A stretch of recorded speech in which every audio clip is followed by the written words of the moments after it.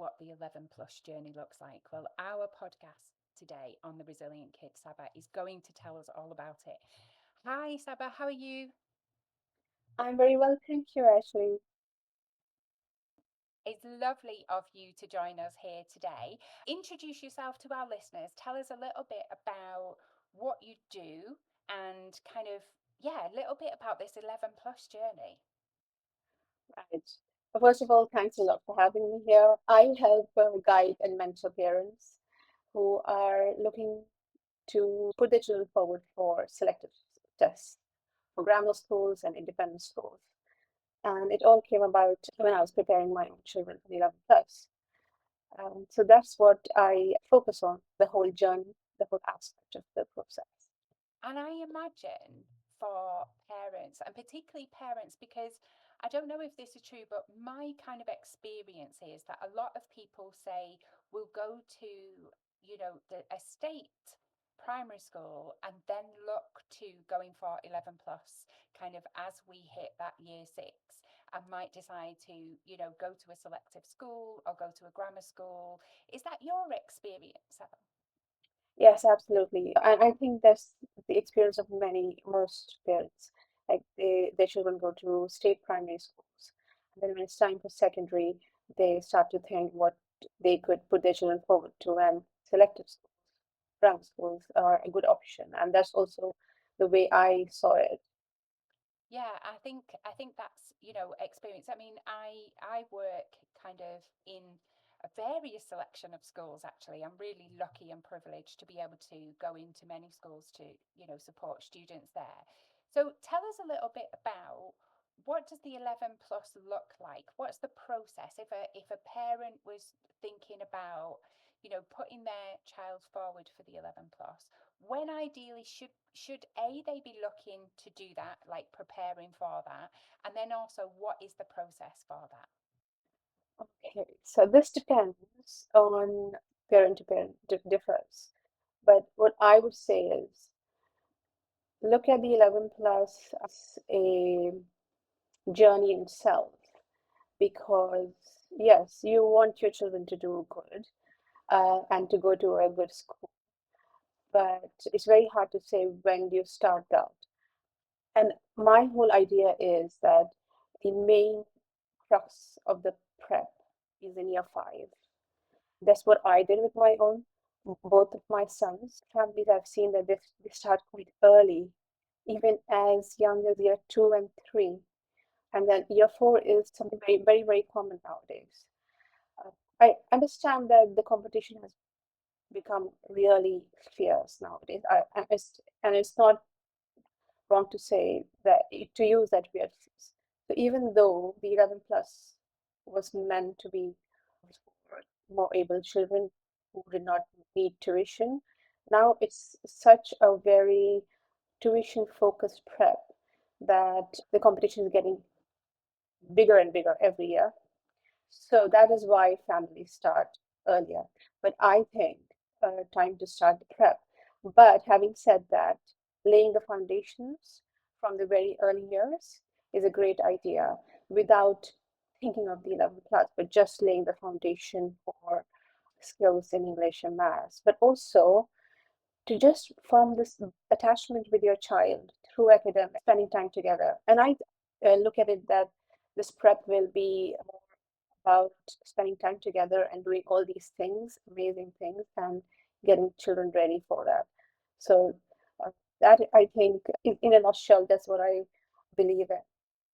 Yeah, because I know I remember talking to you, and obviously I follow you on socials and stuff. And one of the things that you said with your boys, even though they were both quite different, is that kind of having that attachment and I guess relearning some of the stuff on the way with them will really helped you A as a parent and also B to prep them for this journey. And actually today I had a conversation because I was observing in a classroom, which is part of some of the stuff that I do in supporting the young people, and they were doing a whole new method of long division called, I have to remember it now, Does McDonald's Sell Burgers? And I was like, Oh my God, I'd never heard of that. Now, luckily, my children don't need my maths help, or I would be in trouble, or they would be in trouble, should I say. But it was a way of using that kind of sequence of divide, multiply, subtract, and bring down. And I watched the teacher do it, and I was sat there mesmerized by this method. So, do you think that kind of helping our children and kind of learning some of these new techniques really helps not only with that attachment and that connection between the two of you, but obviously helping to prep as well? Oh, yes, definitely. Different techniques, different ways of tackling a problem. They're all very good. And it just sharpens critical thinking and, trying different things in different ways. And I think it ties into the fact that if one way doesn't work, then we can always try another way. And that makes you stronger, more resilient, and it just helps the overall, development of the child.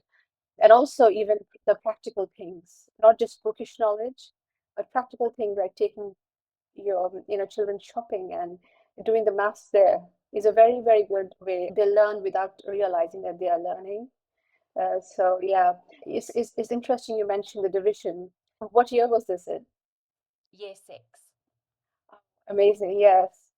And how has your experience been in these schools when you go in? How do you feel that there is a very big focus on, preparing for the 11 plus and selective tests?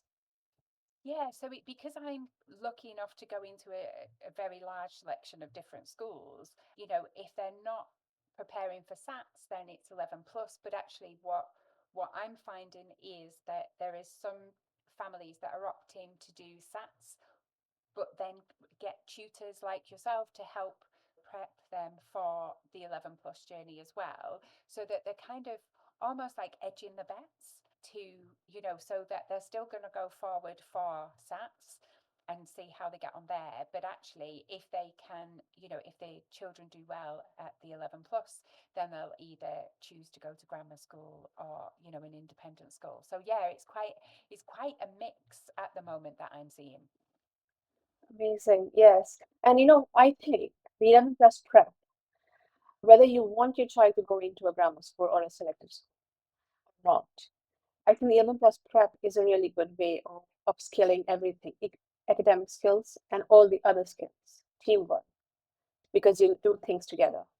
Because at that age, a child is very small to do things independently, 10 years and 9 years if you start early. So I very much come from the view that it's a great way of, working on teamwork, negotiation, because children say, I don't want to do work today, maybe tomorrow, and maybe next week.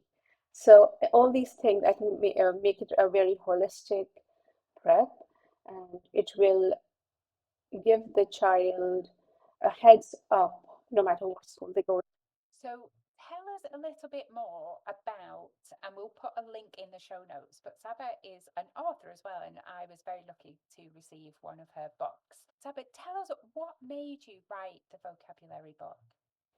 So the vocabulary aspect is one of the big chunks of these tests, and is something that doesn't come naturally unless we focus on, learning the words in a way that we use them, or even, regularly. Because yes, children read books. I know what it's like to read books without understanding a very tough word that I read. So I may just skim over the word and then just make sense of the story, enjoy the story, and want to get to the end of it. So sometimes what happens is, it's a child's reading books, but then their vocabulary is not as good as it should have been. So that is why I saw parents struggling with this aspect a lot. So I thought, why not put this idea together? It's just a very simple game. It's called What's My Word, where we have got at least two players. One thinks of a word, gives clues to the other person, such as how many syllables, opposite, or the meaning of the words, synonyms, and then asks the other person to guess the word. It's as simple as that. And yeah, so that was the whole idea behind the book. And do you know what? I loved it. My children are a little bit older now. One is about to sit their A levels this year, and the other one's in year 10. And actually, we often, play word games just kind of in the car, or we are very quick to pick up a word that we are not expecting them to use. So if they suddenly, I can't think of a word off the top of my head, but if they were to use a word that I wasn't expecting, we will always comment on that and go, oh, I'm really like, how articulate is that? And I think I kind of work in the other end of that in emotional literacy, and helping them with their emotional vocabulary with the students that I work with. And it's really lovely to hear and to see your book. And actually, I just had to confess to Sabah before we started that I ran downstairs to get the copy of her book, and I'd lent it to one of my coaches because it is really, really good. So if you can get a hold of your copy, then please do, because it's brilliant. But just like having it written out and realizing, how important vocabulary is, because 100% I would do that. When I was younger, I would be reading something and I wouldn't want to look up the word because I wouldn't want to stop the story. And now, actually, I'm the complete opposite. I would go and look up the word on purpose because I'd want to know the meaning of the word, even though I could probably guess the gist. So yeah, I think it's such a lovely book, and such a, simple game like that, how that improves their, not just vocabulary for something like the 11 plus, but actually for life. This is life skills, 100%.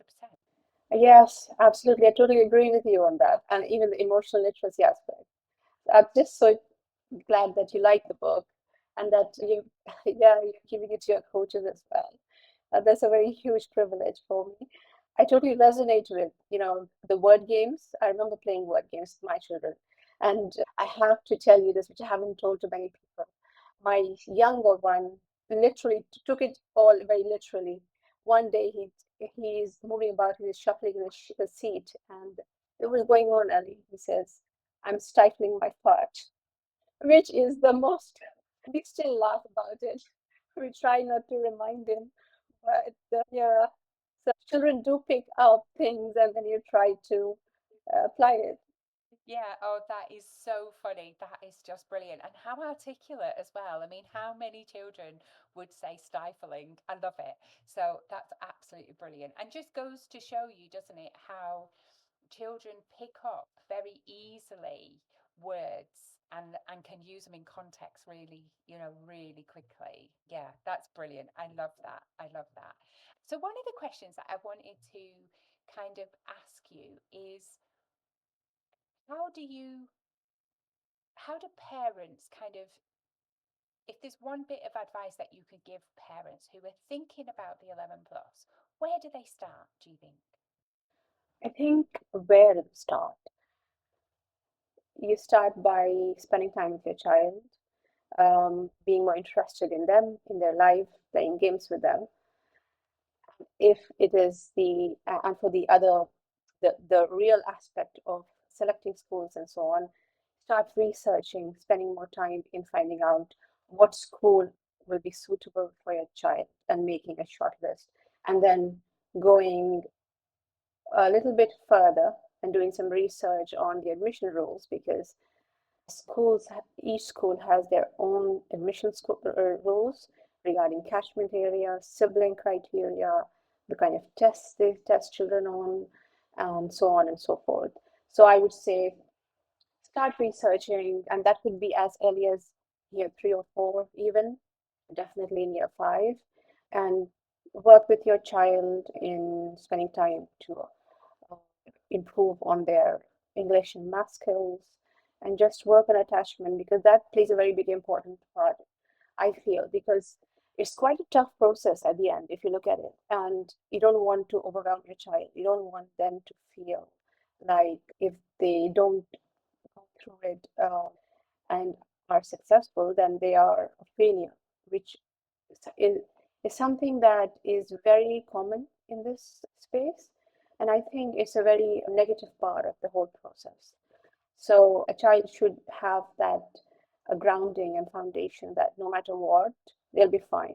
So I have an approach of with or without their school. It doesn't matter. Um, and it really helps to uh, focus on the journey and not the outcome. And that all sounds like excellent. Can I ask you, how do you support the children and the parents through this process, Sabah? So we have programs for a year 4 and 5 where we facilitate two aspects.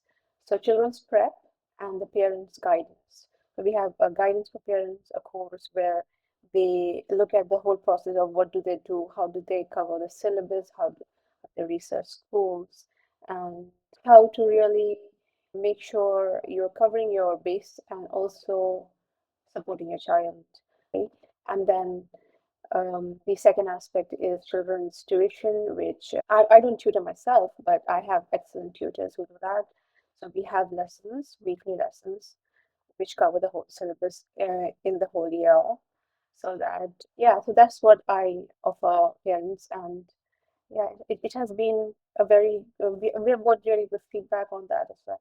Yeah, and I think that's one of the things that kind of made me think about reaching out to you and getting you to be a guest on the podcast because at the Resilient Kid, we're very much around, not just one to one with the children to help whatever struggles they're going through, but also supporting the parents as well. And I knew that that was something that you did. You help the parents, you guide them through that process as well as doing the tutoring. So, that for me just felt like it aligned quite a lot in our values. It's not just around that one-to-one with the children, but actually how do you help the parents as well and guide them through that process. So that's lovely. That's I really liked that. Yeah, absolutely. I think it's very important that we support parents so that parents can support children. Especially at that young age, children are not going to be motivated enough to do their tests on their own or the prep on their own. But even though, as I said, it's not about the school, it's about just your child to, be better, do better, always aspire and have ambition. But yeah, and absolutely agree with you that we need to have a good family system, and in that, by that I mean that supporting parents is a very big part of what I do, and I believe that you can't outsource parenting to tutoring or to any other thing. That's very important. Even if I have a tutor for my child, I am responsible for facilitating that tuition and getting feedback from the tutor, working on that feedback, and then checking and everything. So I totally believe in that. And even, when the children grow up, so we are now, branching out to helping parents support their children for GCSEs and A levels and so on. And I still tell them that sometimes you need to support them for a little longer, and that's totally okay. Some children are more independent earlier than others, and that's totally okay.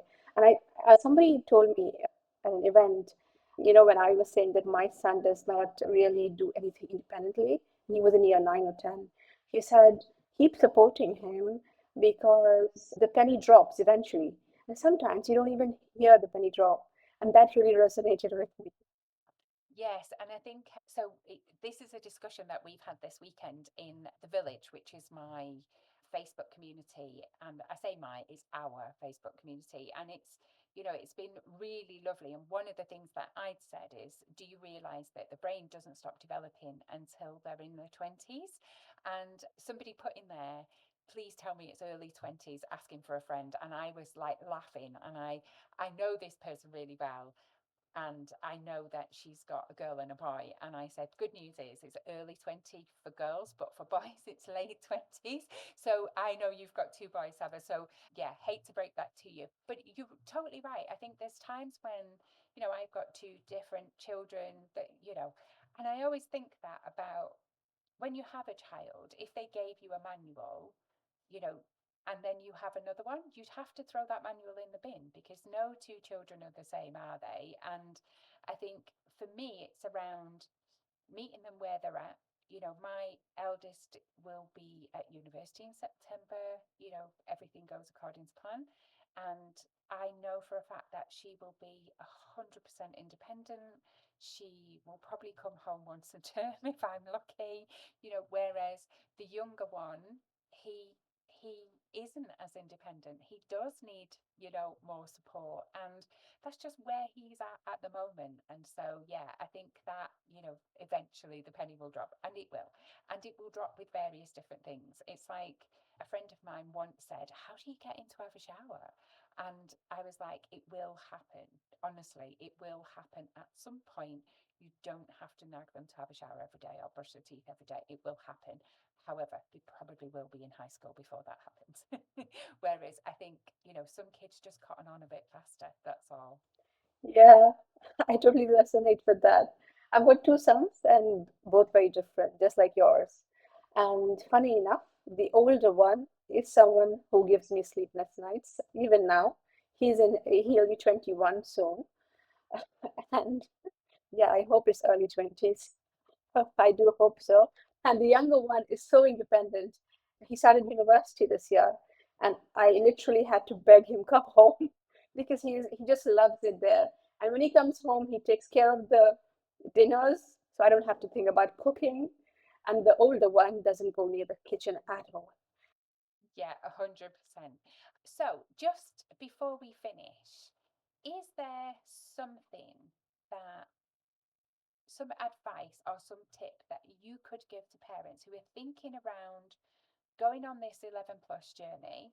You know, is there some, like, a top tip that you would want to give them that would help them, apart from come and check out the 11 plus learning journey, go and check Sabbath's socials out and check out our website and stuff, but what's a top tip that you could give to a parent who's thinking about embarking on this?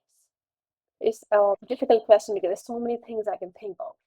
But if I were to give one tip, it would be um, never underestimate your child because the 11 plus comes and goes. Your child's confidence, their mental health, their ability to rise up after disappointments is going to make all the difference in their lives. So I would say spend time with them. And I'm not a big advocate of being a friend of your child. My mom tried to be a friend of mine. I never agreed to it. So I never tried to be my children's friends, but your children's, sounding board where they can come and speak to you what they are feeling, to have that attachment and bond, spend time with them, whether it's doing work, playing, cooking, baking, and I would say start with that. I think that's a great starting point is to start having a bond, have an attachment, and then things get easier.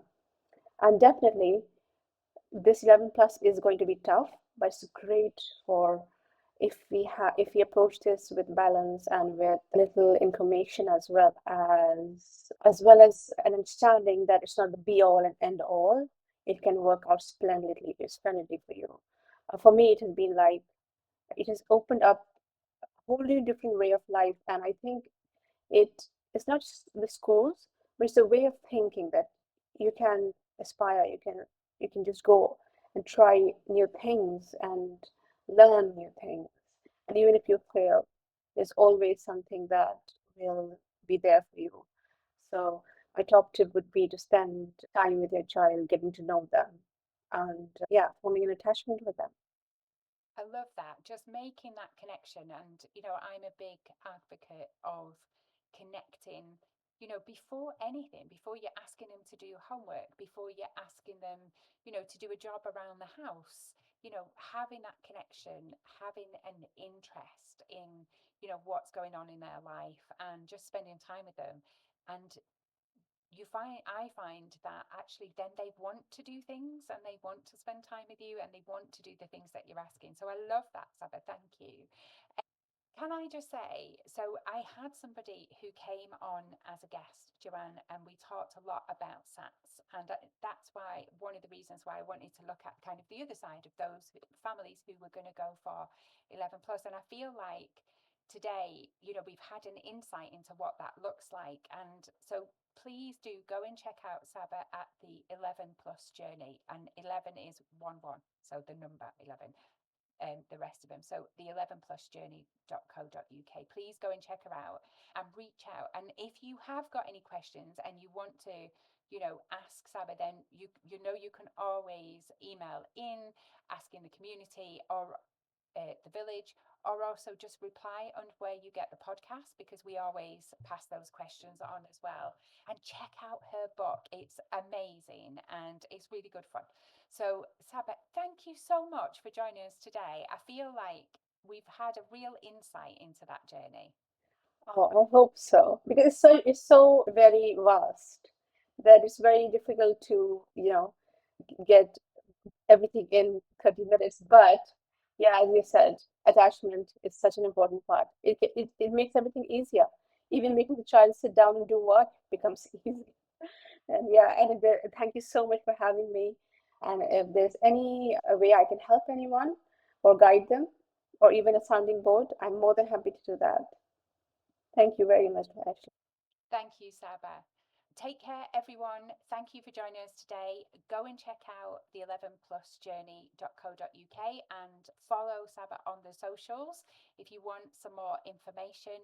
Take care and lots of love from us to you. Bye for now.